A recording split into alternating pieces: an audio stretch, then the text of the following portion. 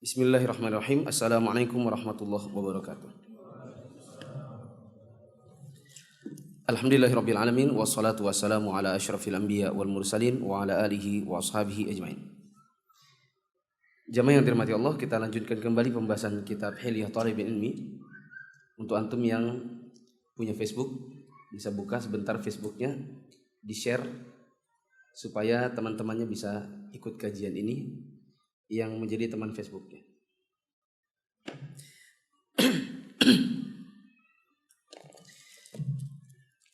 Sekarang kita akan masuk di pembahasan di halaman 68.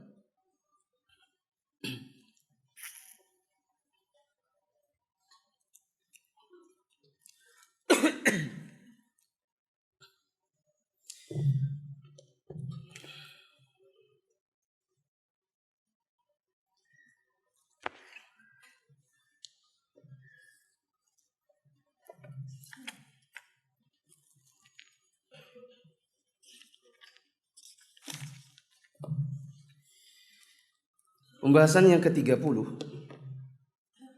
bahwa seorang penuntut ilmu itu harus bertafaqquh, yaitu memperdalam pemahamannya. Tidak mencukupkan diri hanya dengan sekedar tahu kulit-kulitnya, tapi dia harus belajar bagaimana cara tahu asal usulnya. Kenapa kok ustadznya bilang begitu? Apa landasannya? Bukan cuma mengatakan, oh hukumnya begitu, oke. Tapi nggak tahu kenapanya. Makanya di majelis ini saya sering mencontohkan, misalnya ada kajian muamalah. Jangan sampai kita merasa sudah puas diri hanya dengan sekedar tahu, oh ini riba, oh ini boleh, oh GoPay riba, oh Gojek alhamdulillah boleh, oh GoFood alhamdulillah boleh. Hanya tahu ini boleh itu tidak boleh, ini riba itu enggak riba. Tapi dari mana usul-usulnya, kenapa dia riba, kenapa dia boleh, kenapa dia tidak boleh, kita tidak pernah tahu ya. Maka kita butuh tafaqquh, yaitu memperdalam pemahaman. Tidak hanya sebatas mengenal hukumnya, tetapi juga kenapa bisa hukumnya begitu. Di sini disebutkan harus bisa tafaqquh dengan menyimpulkan masalah-masalah furu' berdasarkan kaidah-kaidah. Mari kita baca. Di sini penulisnya mengatakan at-tafaqquhu bi takhrijil furu'i 'alal usul. Bertafaqquh dengan menyimpulkan masalah-masalah furu' berdasarkan kaidah usul. Min wara'il fiqh at-tafaqquh. Di balik adanya pemahaman atau fikih, ada proses tafaqquh, yaitu proses seseorang memahami landasannya. Wa mu'tamiluhu huwa alladhi yu'alliqul ahkama bimadarikiha asy-syar'iyyah. Orang yang bertafaqquh itu adalah orang yang berusaha untuk mengaitkan hukum dengan menggunakan logika-logika atau kaidah-kaidah syar'i. Ibnu Mas'ud radhiyallahu anhu meriwayatkan, sebelum saya sebutkan ini, saya beri contoh dulu biar antum paham maksudnya. Ada seorang laki-laki datang kepada Utsman bin Affan. Dia bilang, istriku telah berzina. Utsman bilang, panggil istrinya, kita rajam dia. Ketika istrinya didatangkan dan menangis, istrinya bilang, saya tidak pernah disentuh oleh laki-laki kecuali laki-laki ini. Dia tunjuk orang yang menjadi suaminya. Belum pernah ada yang menggauli saya kecuali ini. Ditunjuknya siapa? Suaminya. Dia pun bersumpah. Lalu kemudian dikatakan kepada perempuan itu, suamimu mengatakan engkau telah berzina karena engkau baru hamil 6 bulan sudah lahir. Antum bayangkan kalau ada teman atau keluarga atau tetangga 6 bulan hamil terus melahirkan, kira-kira apa tanggapan kita? Ini pasti sudah zina 3 bulan sebelumnya. Ya kan? Maka kemudian hukum tetap mau ditegakkan kepada wanita ini. Tapi kisah ini atau kejadian ini sampai di telinganya Ali bin Abi Thalib. Ada riwayat yang lain yang mengatakan di telinganya Ibnu Abbas. Ali bin Abi Thalib atau Ibnu Abbas datanglah kepada Utsman bin Affan lalu menegur. Wahai Utsman, apa yang kau lakukan? Kenapa perempuan ini mau dirajam, mau dihukum? Padahal dia mengatakan dia tidak pernah berzina. Bagaimana seseorang bisa dihukum atas sesuatu yang dia tidak mengakuinya? Maka Utsman bin Affan bilang, saya tidak melihat ada kejadian orang yang hamil cuma 6 bulan kecuali orang yang zina. Maka Ali mengatakan, "Ama taqra'ul Qur'an?" Apa kau tidak baca Al-Quran? Di dalam Al-Quran ada ayat yang bisa menjelaskan kondisi wanita ini. Lalu Ali bin Abi Thalib membacakan beberapa ayat. Di antaranya surat Al-Ahqaf ayat 15. Saya pernah bawakan kisah ini di sini waktu awal-awal kajian di sini di kajian Helia ini. Dibacakan Al-Quran. Wasainal insana biwalidayhi hamalatuhu ummuhu wasainal insana biwalidayni ihsana hamalatuhu ummuhu kurha wa wada'ahu kurha wa hamluhu wa fisaluhu 30 syahra. Ayat yang pertama mengatakan wa wasainal insana biwalidayni ihsana. Kami wasiatkan kepada setiap orang untuk berbuat baik kepada kedua bapak ibunya. Hamalathu ummuhu wa kurha wa wada'athu kurha. Ibunya hamil di dia, maksudnya mengandung dia dalam keadaan susah payah, lalu menyapi dia, melahirkan, lalu kemudian disusui sampai selesai, juga dalam kesusahan. Wa hamluhu wa fisaluhu 30 syahra. Ibunya hamil sampai dengan selesai menyusuinya selama 30 bulan. Ini ayat pertama. Surat apa tadi? Al-Ahqaf ayat 15. Catat. Lalu dia bacakan ayat yang lain, yaitu surat Luqman ayat 14. Wa wassaynal insana biwalidayhi hamalathu ummuhu wahnan ala wahn wa fisaluhu fi amain.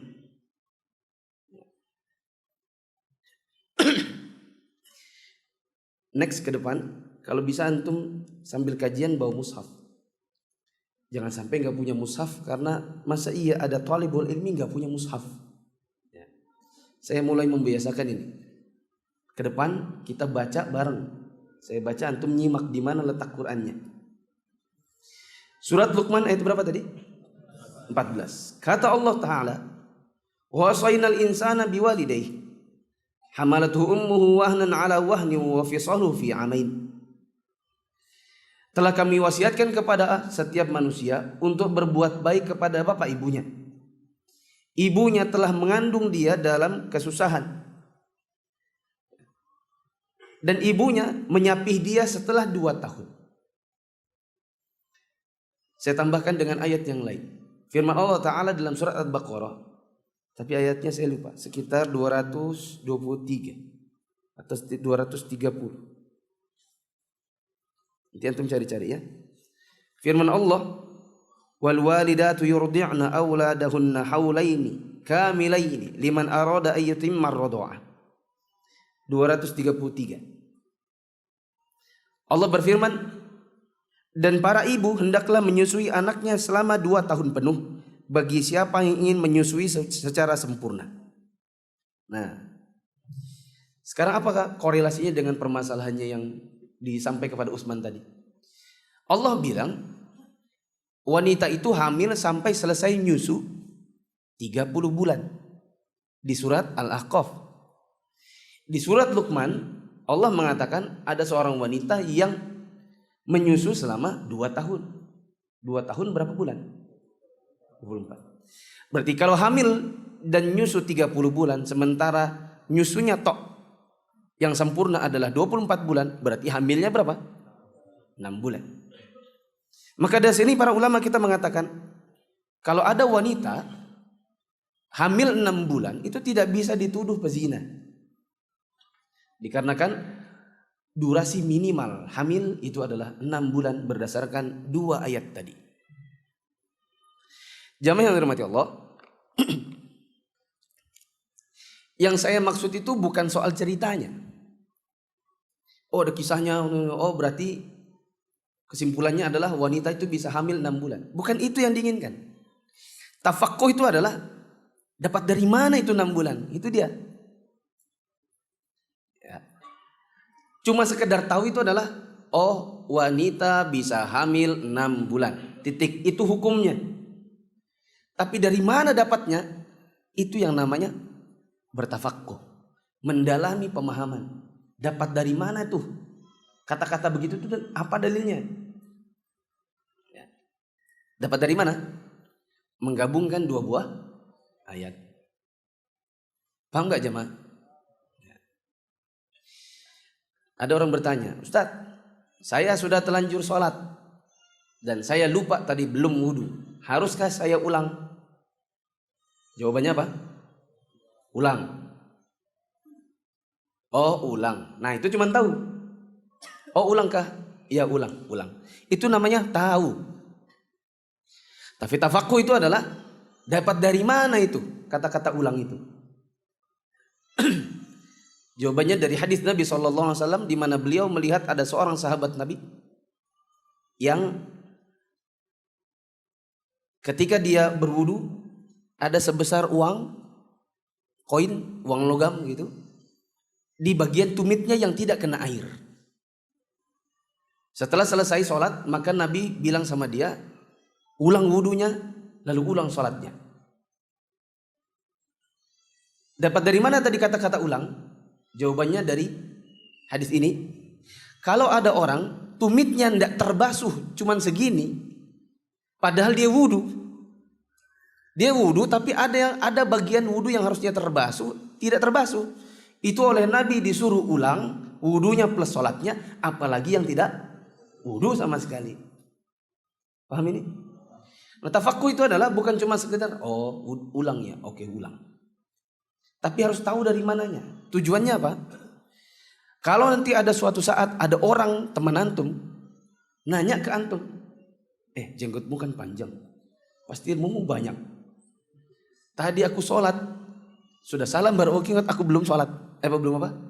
Belum wudu. Aku ulang atau enggak? Kalau orang cuma tahu, dia akan bilang ulang. Tahu dari mana? Kata Ustaz.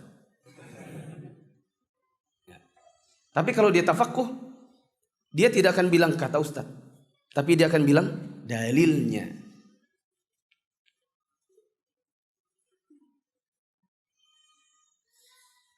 Ada orang mengatakan, Ustaz, saya tadi sholat, setelah selesai salam, saya baru tahu kalau sajadah yang saya pakai tadi dikencingin anak saya. Pantasan kau basah-basah. Di tangan saya itu kayak panas-panas gitu. Ada air tapi kok hangat. Nah. Saya ulang atau tidak sholatnya? Jawabannya apa? Tidak ulang. Tidak diulang. Oh, nggak diulang. Itu tahu namanya. Itu fikih. Tapi tafaqquh itu adalah ingin tahu apa dalilnya. Dalilnya adalah ketika Nabi SAW sholat menggunakan sandal. Ketika di tengah-tengah sholat, beliau melepaskan sandalnya. Kemudian para sahabat di belakang yang juga pakai sandal ikut-ikutan melepaskan sandalnya. Setelah selesai sholat, Nabi berbalik dan melihat sandal berhamburan. Maka Nabi bertanya, kenapa kok kalian sandalnya berhamburan begini? Mereka bilang, karena kami lihat engkau lepas sandal, kami lepas juga. Nabi mengatakan, tadi malaikat datang kepadaku dan memberitahu di bawah sandalku ada najis. Lalu Nabi SAW melanjutkan sholatnya dan tidak mengulanginya. Karena Nabi tidak diceritakan bahwa beliau mengulanginya, berarti ini menunjukkan bahwa kalau ada orang sholat, ada bagian dari sajadahnya, tempatnya, alasnya kena najis dan dia tidak tahu itu, kecuali setelah selesai salam, maka sholatnya sah, tidak usah diulang. Berbeda dengan yang kasus belum wudu. Kalau kasus belum berwudu itu artinya sholat masih hadas dalam dirinya, kondisinya dia, si sholatnya ini, si orangnya.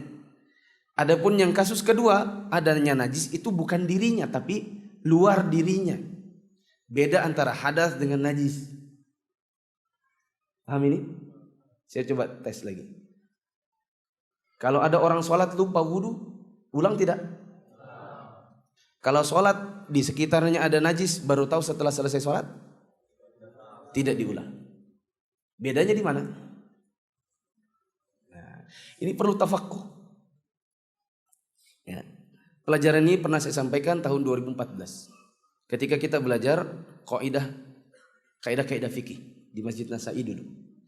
Ada kaidah yang mengatakan, yang menyebutkan man tarakal ma'mura jahilan aw nasiyan, jahlan aw nisyanan fala syai'a 'alaihi illa bi fi'lihi. Wa man fa'ala al-mahdhura nisyanan jahilan aw nisyanan fatammat ibadatuh. Siapa yang meninggalkan perintah, maka tidak ada kewajiban apapun kecuali mengulanginya. Dan siapa yang mengerjakan larangan, maka sudah selesai dan sempurnalah ibadahnya. Wudu itu perintah atau larangan? Perintah. Kalau sholat dengan sajadah najis, perintah atau larangan? Larangan. Beda kan? Kalau meninggalkan perintah, ulang. Kalau mengerjakan larangan, lanjutkan. Asalkan kalau sudah tahu langsung tinggalkan. Contoh yang lain. Makan saat puasa, disuruh atau dilarang? Dilarang. Tapi kalau lupa, segera tinggalkan dan lanjutkan, sah puasanya. Nah, ini kaidah-kaidah begini, ini perlu tafaqquh. Ya.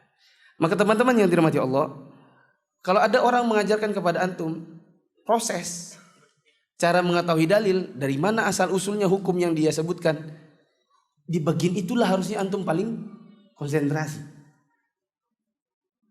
Paham ini? Ingat enggak?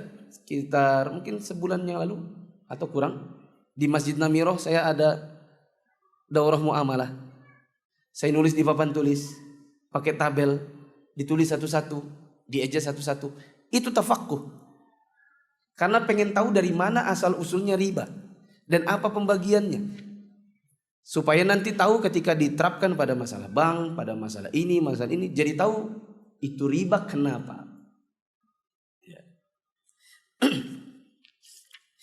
Bagi orang yang tafaqquh, maka ada riwayat yang menyebutkan keutamaannya. Lihat di bawahnya.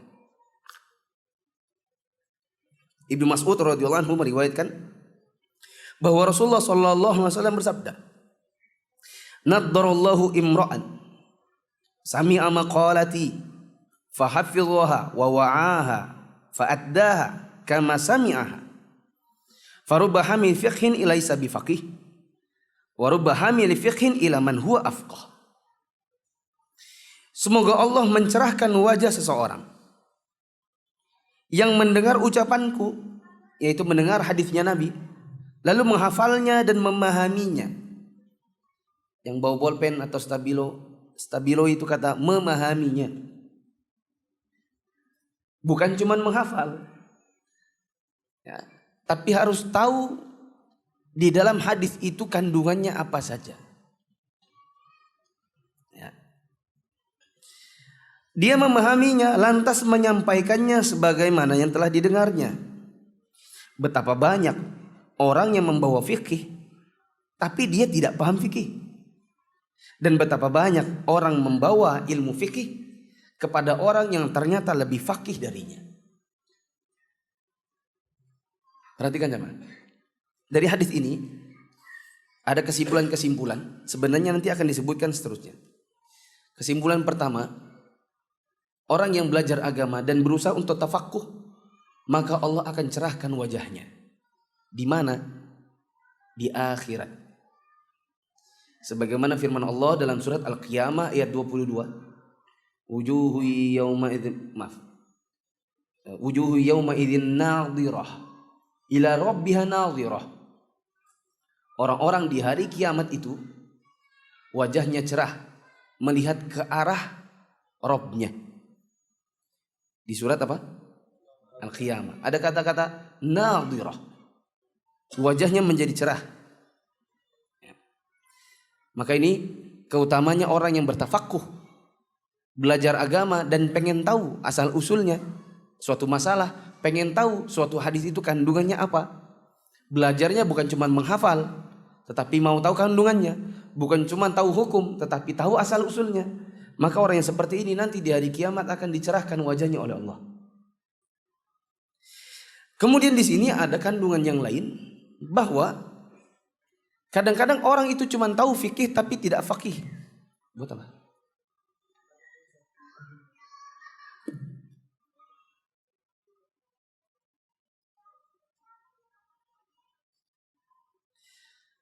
Kadang-kadang orang itu membawa fikih kepada orang, kadang-kadang ada orang menghafal suatu hadis tapi tidak paham dengan kandungannya. Makanya di sini disebutkan berapa banyak orang yang membawa fikih tapi tidak faqih. Maksudnya tidak paham kandungannya. Berapa banyak orang yang membawa fikih kepada yang lebih faqih, yaitu dia membacakan hadis kepada orang yang lebih paham. Dan saya katakan bisa jadi di ruangan ini saat ini saya mengajar kepada antum yang kalau dia tafakuh bisa jadi dia lebih pintar dari saya. Ya. Makanya sebagian ulama itu memuji muridnya, bahkan dia mengatakan kau lebih pandai dariku dalam masalah anu. Seperti Imam Syafi'i. Imam Syafi'i mengatakan kepada muridnya Ahmad bin Hanbal, urusan hadis kau lebih faqih dari saya. Ya. Padahal Imam Ahmad itu siapanya? Muridnya. Nah,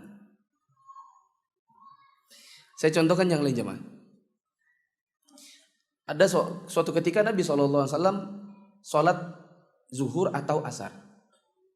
Harusnya 4 rakaat, dibuat cuma 2.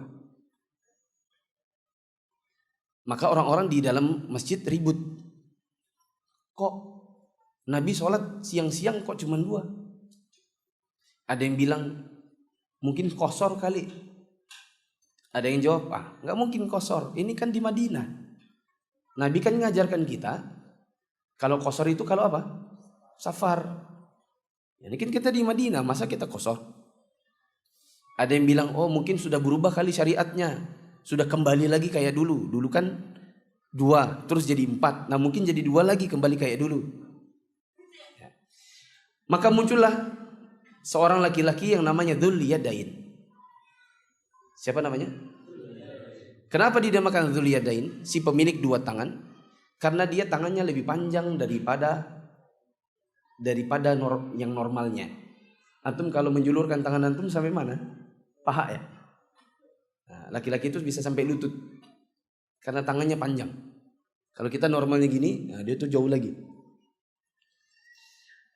Mungkin antum yang sudah ikut kajian saya di Al-Wajiz di Bandara atau Mulakhas Fikih di Nasai, mungkin sudah sering dengar hadis ini. Ya. Dalam hadis ini bukan cuma masalah sujud sahwi. Karena bisa jadi antum dengarkan hadis ini dari lisan saya waktu pembahasan sujud sahwi. Orang yang faqih bukan cuma sebatas tahu, oh ini hadis tentang sujud sahwi. Enggak cuma itu. Dia akan tahu lebih dalam lagi hadis ini kandungannya apa. Saya sebutkan di antaranya yang mungkin orang nggak terfikir. Orang awam maksud saya. Kalau para ulama jelas menjelaskannya. Ada kata-kata si Dzul Yadain, si pemilik 2 tangan. Dari hadis ini menunjukkan bahwa orang boleh menyebutkan orang lain dengan ciri-ciri khasnya, selama niatnya nggak ngejek. Yang mana sih orangnya? Itu yang pincang. Selama niatnya bukan ngejek, dia pincang, cuma menyebutkan ciri khasnya, ciri yang paling nampak pada dirinya, maka ini boleh. Dosen yang mana sih? Itu loh yang botak sininya. Menyebutkan botak di kepalanya bukan niat ngejek, tapi dalam rangka untuk menciri-cirikan boleh. Paham gak jemaah? Dapat dari mana itu Pak bolehnya? Misalnya gini, itu loh ibu yang itu. Yang mana sih? Itu loh yang itu loh. Yang mana? Itu yang gendut. Niatnya bukan ngejek. Terus yang antum ajak ngomong, dia bilang gini, ini ngejek orang loh, gak boleh. Antum bisa bilang, saya tidak mengejeknya, saya menciri-cirikannya. Dia bilang mana boleh? Antum bilang apa? Boleh. Dia pasti akan tanya, dapat dari mana bolehnya? Dapatnya dari mana? Hadis yang tadi nih. Siapa namanya tadi? Dzul Yadain.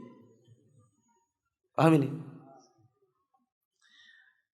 Contoh yang lain apa ya? Banyak kalau kita mau gali masalah agama ini. Ibnu Khair berkata menjelaskan makna hadis ini. Wa fihi bayanun anna al-fiqha huwa al-istinbatu wal istidraku fi ma'anil kalami min tariq at-tafahhum. Wa fi dhimnihi bayanu wujubi tafaqquh wal bahthu ala ma'anil hadis wal istikhrajul magnuni min sirriha atau min sirrihi.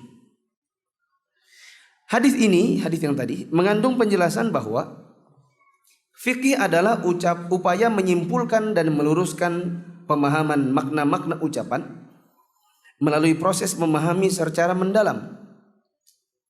Ia juga mengandung, hadis tadi juga mengandung penjelasan adanya kewajiban untuk bertafaqquh, upaya memahami secara mendalam. Wajib bagi kita untuk tafaqquh, bukan cuma tahu. Mengkaji makna-makna hadis dan mengeluarkan rahasia-rahasia yang tersimpan di dalamnya. Nah, apalagi ya, saya pengen nambahin biar tambah jelas lagi.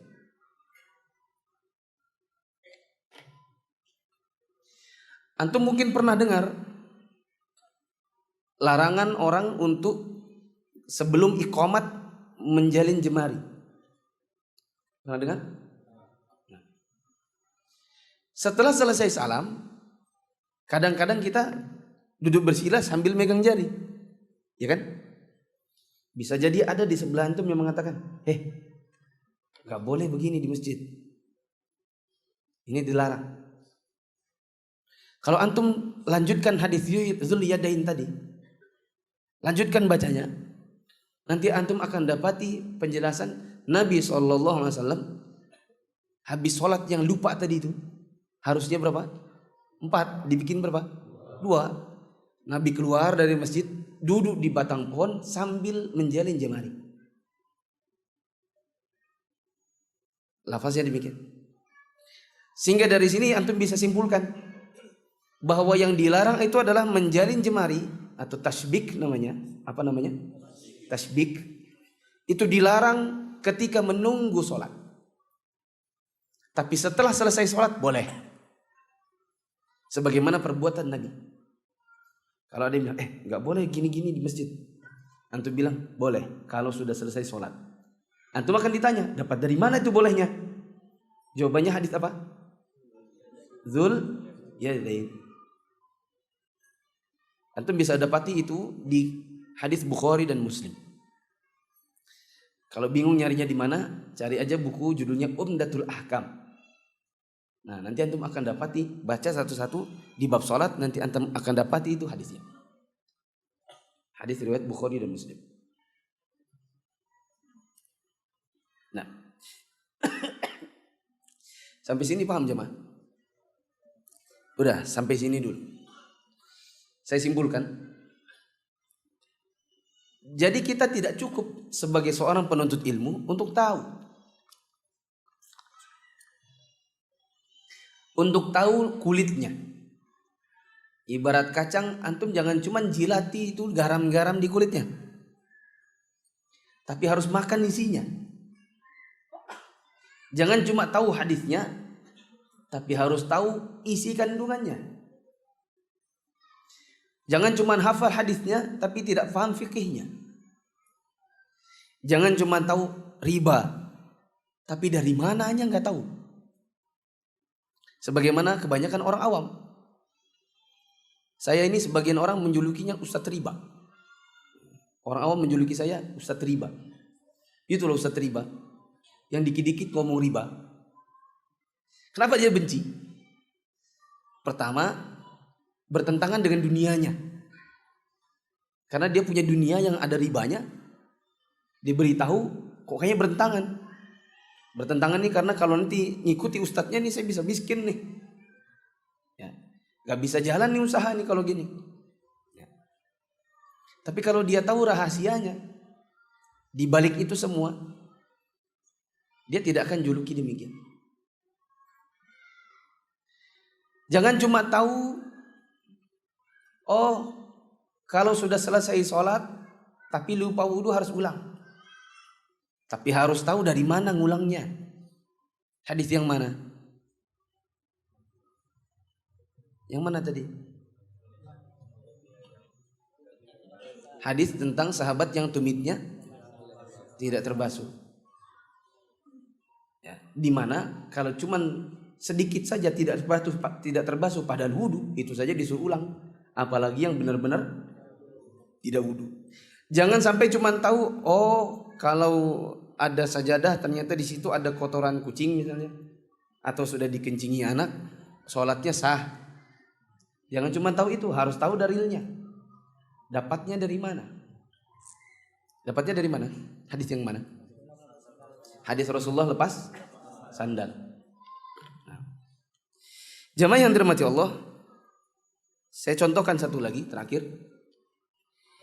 Kalau orang belajar tentang usul, dia akan dapati kaidah-kaidah atau formula-formula yang bagus-bagus, yang kalau dia hafalkan, dia pahami maknanya, dia akan banyak mendapati kemudahan-kemudahan. Contoh, ada kaidah yang berbunyi al-yaqinu la yazulu bisyak. Sesuatu yang yakin tidak bisa dianulir oleh yang ragu-ragu. Coba ikuti saya. Al-yaqinu la yazulu bisyak. Yang yakin, Indonesianya harus ikut juga. Yang yakin tidak bisa dianulir oleh keraguan. Apa penerapannya kaidah ini? Contoh, aku sholat 2 apa 3 ya? 3 apa 2 ya? Coba diingat-ingat, enggak ingat juga. Bingung. Maka yang yakin tidak bisa dianulir oleh apa tadi? Keraguan. Mana yang yakin? 2 atau 3? Kalau antum sholat 2 atau 3, manakah yang antum yakin pasti antum telah mengerjakannya? 2 atau 3? 2. Mana yang ragu-ragu? Ya atau tidak? Antum nggak jawab. Yang sana nggak jawab tuh. Berarti pasti bingung. 2 apa 3 ya? 2 apa 3 ya? Kalau 2 apa 3, pasti 2 yang jelas. Yakin ini. Yang ragu-ragu yang mana? Yang 3.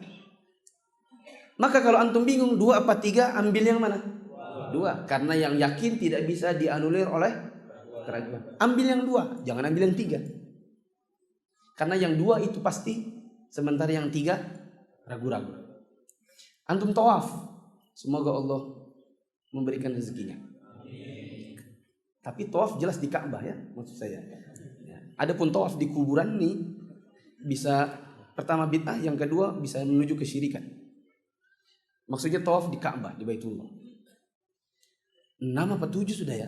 6 apa 7 ya? Kalau coba diingat-ingat, apa ya tadi ya? Ber-6 apa 7? Tanya istri, 6 apa 7? Loh, aku gak ngitung, kan ayah yang ngitung. Ya. Atau kalau kakek nenek, nek, 6 apa 7 nek? Tidak tahu juga. Sudah tua sih. Atau misalnya pakai karet gelang. Karet gelangnya adalah 7 di kanan. Setiap kali putar, pindahkan karetnya ke kiri. Paham ini? Nah, berselisih itu kakek dengan nenek. Si nenek sudah pindahkan 3, si kakek baru pindahkan 2. 3 apa 2? Wah, kamu ini katanya. Kakek itu belum pindahkan. pasti kamu pindahkan karetnya 2 sekaligus. Gitu. Kalau bingung, maka ambil yang berapa? Yang 2. Karena yang 2 yakin, yang 3 ragu-ragu. Ada seorang suami, kayaknya saya sudah talak itu Ustaz. Kayaknya apa ya? Kayaknya sudah saya talak kayaknya. Kalau nggak salah, berarti yang mana yang yakin? Sudah talak atau belum? Belum. Berarti belum talak. Paham ini? Ada istri bilang, kalau nggak salah dia tuh sudah talak tuh saya. Kayaknya. Ya, kayaknya. Berarti sudah talak atau belum? Belum. Dan ini juga payahnya. Harusnya seorang perempuan itu dia yang ingat. Kan dia yang ditalak. Biasanya orang yang ditampar lebih ingat daripada yang menampar, gitu kan? Gitu. Bahkan perempuan itu kalau perlu nulis gitu tanggalan. Hari ini dia telah menjatuhkan talak kepadaku, gitu kan? Paham ini? Antum masuk ke WC umum, WC masjid, itu WC umum. Waktu antum buka, di situ ada ember yang mulutnya si ember tingginya ini lebih rendah daripada tinggi kloset. Paham? Bisa jadi ada orang yang waktu pipis berdiri, terus terperciklah sana sini, ke sana kemari, bisa jadi masuk ke embernya. Antum masuk, waduh, ini mulut ember lebih rendah daripada kloset. Jangan-jangan ini ada yang sudah pipis kena masuk sini lagi. Antum pakai atau tidak tuh air di ember? Hah? Anda mau ya? Pakai atau tidak? Ya sudahlah, kalau pakai enggak pakai kan kalau ada keran antum mau pakai keran. Enggak ada ini mati kerannya pokoknya. Tidak ada pilihan lain kecuali cebok enggak cebok. Kalau cebok pakai air yang kayaknya ada najis itu. Kalau enggak cebok ya sudah. Nah. Bagaimana? Pakai atau tidak pakai? Kenapa? Coba bilang lagi, kaidahnya apa tadi? Yang yakin tidak bisa dianulir oleh keraguan. Antum yakinnya dia bersih atau najis? Antum lihat dulu, embernya ini sih dipegang airnya. Oh, ini airnya masih jernih ini, nggak kuning ini. Berarti yakin bersih. Coba cium. Oh, ini baunya bau air jernih nih. Ini berarti tidak najis. Ya. Perlukah dirasa sekalian? Cicip sekalian. Tidak perlu. Kalau sudah lihat, oh ini nggak najis, berarti nggak najis, pakai aja. Tapi kayaknya kan, jangan-jangan itu sudah najis. Itu kan cuma jangan-jangan. Yang ragu tidak bisa menganulir yang yakin. Kok dia? Tidak bisa menganulir yang yakin. Ustaz, saya kerja di kapal. Itu biasanya bule-bule itu suka makan daging babi. Nah itu kayaknya piring yang dia pakai tuh kecampur-campur sudah sama yang kita pakai. Jadi jangan-jangan ini piring yang kita pakai ini yang kemarin ada babinya. Paham ini? Pakai nggak piringnya? Lihat dulu. Kalau ada babinya ya jangan.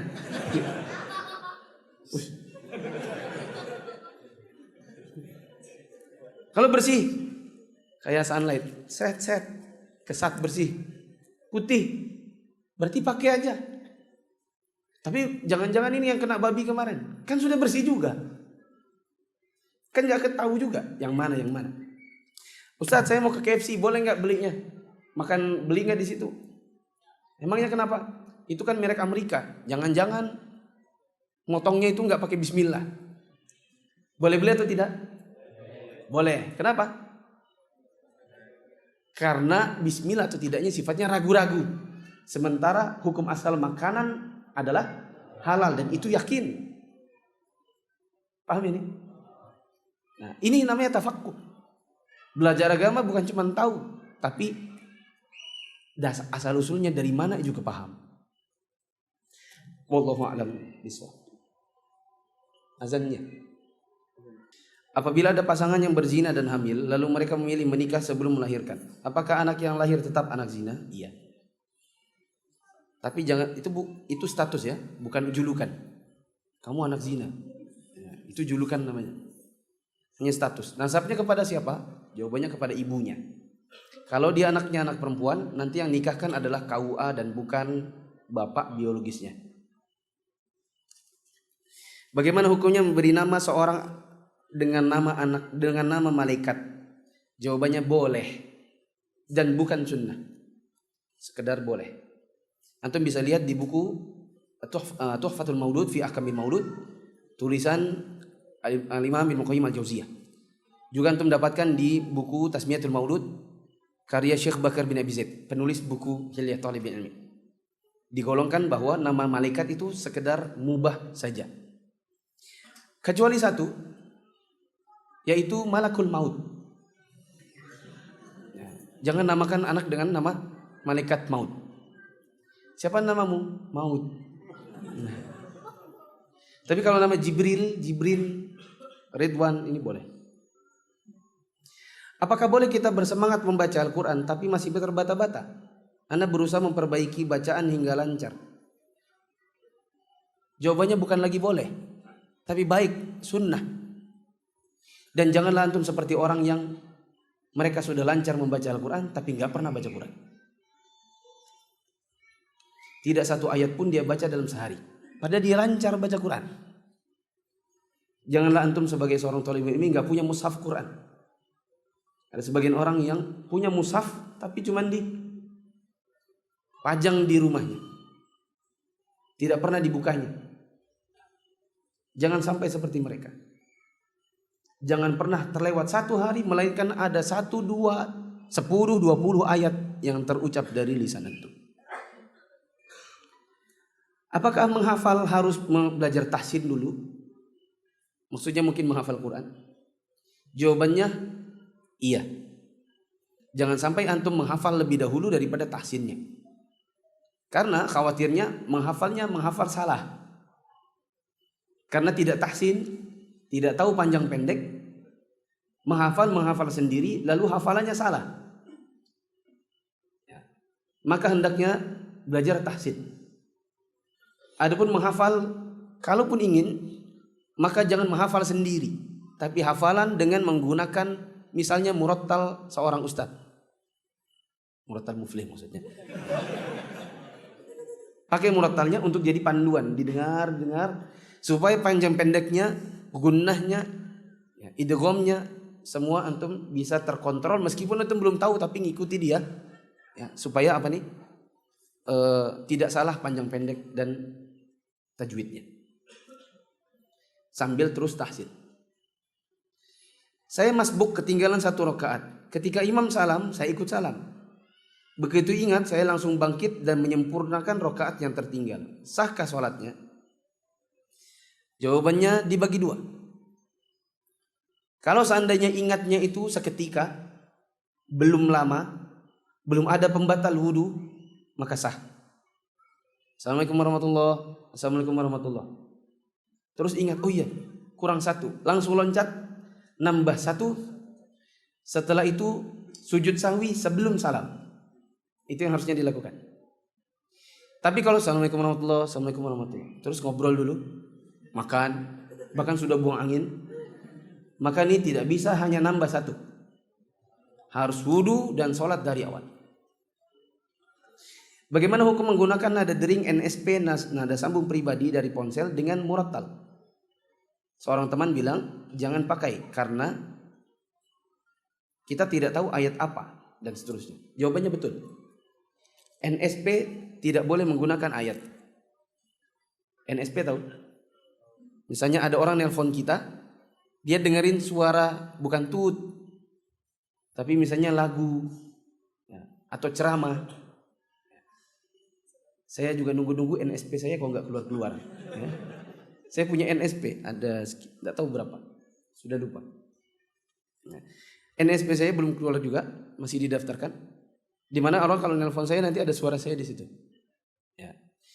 Dan waktu saya diminta, saya bilang saya mau tapi nggak murattal. Karena kalau murattal, ada orang nelpon, ayatnya belum selesai, saya angkat, kan saya nggak dengar. NSP saya kan saya nggak tahu. Ya. Di saya sih bunyinya ringtone. Itu tidak. Orang nelpon saya, bunyinya di saya apa? Ringtone. Bunyinya di telinga si penelpon apa? NSP. Saya kan dengar ringtone, nggak dengar apa? NSP. Bisa jadi baru ammayatasa, terus langsung halo, atau baru la ilaha, Halo, la ilaha, tidak ada Tuhan. Baru sampai tidak ada Tuhan, saya bilang halo. Maka ayat terputus. Maka jangan pakai murattal untuk jadi NSP. Emangnya ada kayak NSP murattal? Kalau ada jangan dibeli. Bagaimana mengambil kesimpulan ketika bertafakuh agar tidak bercampur dengan hawa nafsu dan fitnah syaitan? Nanti insya Allah ini di pertemuan yang akan datang. Nanti ada babnya. Tafakuh itu jangan sampai ngikuti nafsu.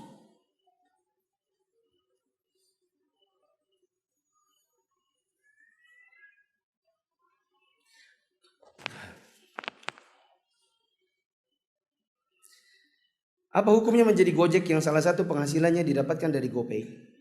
Sedangkan GoPay mengandung riba. Yang riba itu si perusahaan Gojeknya dengan si customernya, bukan dengan antum sebagai ojeknya. Ya. Pekerjaan jadi Gojek halal kecuali, alhamdulillah, aduh, gitu ya. Halal kecuali, alhamdulillah terus, aduh. Kecuali kalau antum membonceng perempuan yang bukan mahram. Kalau ternyata antum sampai, loh, pemesannya ternyata perempuan, maka bilang, Mbak, mohon maaf Mbak, tolong di cancel pesanannya. Ya. Loh kenapa? Maaf, bonceng-boncengan laki-laki perempuan bukan mahram. Bagaimana hukumnya sholat di rumah yang wallahu alam bilang orang di situ ada kuburan? Allah alam benar apa enggak? Al-yaqinu la yazulu bi apa tadi? Bisyak. Yang yakin apa?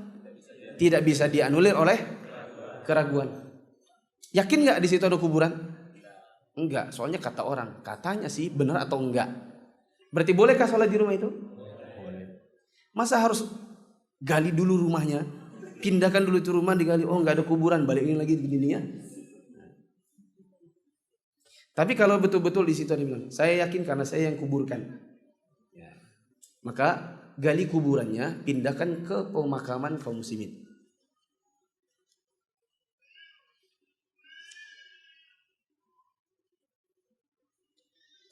Bolehkah kita berdakwah menasihati orang awam di sekitar kita dengan ilmu sepengetahuan kita saja, yaitu ilmu yang kita dapatkan dari kajian? Jawabannya bukan lagi boleh. Bila memang antum tahu ilmunya dan ilmunya yakin pasti, maka sampaikan bila antum melihat momennya untuk menyampaikan ilmunya. Nanti kalau antum misalnya itu nggak boleh loh, soalnya gini-gini. Kau dengar dari siapa? Dari Ustadz Anwar. Apa dalilnya? Nah itu juga saya belum ingat. Ya. Tapi ngomongnya jujur aja. Saya belum ingat, saya tidak hafal. Nanti saya carikan dulu. Nanti ke depan saya bawakan ke antum. Ya. Paham ini?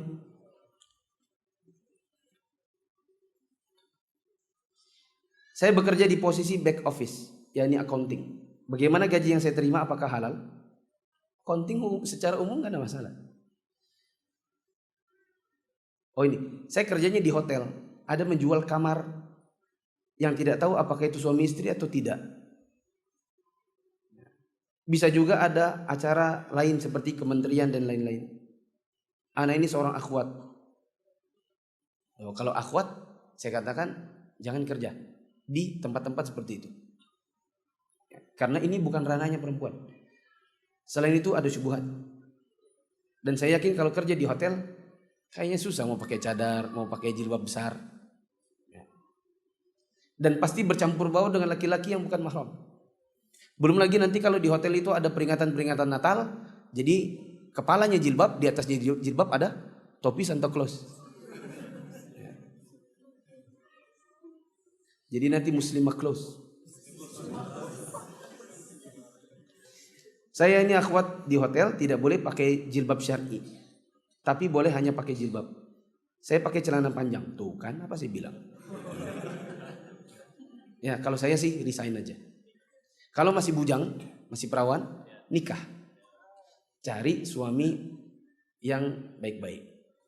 Nanti di rumah nimang-nimang anak, didik anak. Ya, biarkan suaminya yang cari penghasilan. Karena nafkah itu tanggung jawabnya laki-laki, bukan perempuan. Subhanakallahumma wa bihamdika asyhadu an la ilaha illa anta astaghfiruka wa atubu ilaik. Wassalamualaikum warahmatullahi wabarakatuh.